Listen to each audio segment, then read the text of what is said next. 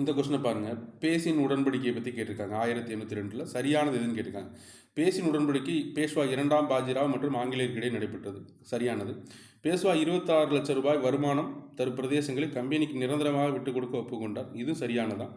பேஷ்வா சூரத் நகரை கம்பெனியிடம் ஒப்படைக்க ஒப்புக்கொண்டார்னு கொடுத்துருக்காங்க. சரியா தப்பா அப்படிங்கிறது தெரியல. ஆன்சருக்கு வந்தால் தெரியணும். அப்படின்னு ஸ்கூல் புக்கில் ஒரு இன்ஃபர்மேஷன் கிடைக்கல. ஆனால் இது கரெக்ட். இந்த 2 ஸ்டேட்மெண்ட்டுமே கரெக்டாக 1 2 அல்லது 1 2 3 அப்படிங்கிறது ஆன்சராக இருக்கும். சரிங்களா? இப்போ இது ஸ்கூல் புக்கில் எங்கே இருக்குது இந்த 2 ஸ்டேட்மெண்ட் அப்படிங்கிறத பார்க்கலாம். 11th ஹிஸ்ட்ரி புக்கில் இருக்குது. மராத்திய போர் அப்படிங்கிறதுல இங்கே வருங்க. 2ஆம் ஆங்கிலேய மராத்திய போர் நானா பட்னவிஸ் மரபு அவருக்கு பெரும் சொத்துக்கள் சிதற வழிவகுத்தது. 2ஆம் பாஜிராவ் ஆட்சியிலிருந்து இறக்கப்பட்ட அந்த சூழ்நிலையில் 2ஆம் பாஜிராவுக்கு ஆங்கிலேயரின் உதவி ஏற்க வேண்டிய கட்டாயம் ஏற்பட்டது. அப்போது கவர்னர் ஜெனரல் அந்த வெள்ளசிலி பிரபு பேஷ்வானா எந்த பேஷ்வா 2ஆம் பாஜிராவ் மீது சில துணைப்பட திட்டத்தை திணித்தார். இது பேஷின் ஒப்பந்தம் அப்படின்னு குறிப்பிட்டிருக்காங்க. அதுக்கடுத்து 26 லட்சம் வருமானம் ஈட்டக்கூடிய நிலப்பகுதி கொடுக்கப்பட வேண்டும். முன்னிலையிலிருந்து மராத்திய அரசு பல மோசமான ஒப்பந்தத்தை ஒதுக்கி தள்ளின.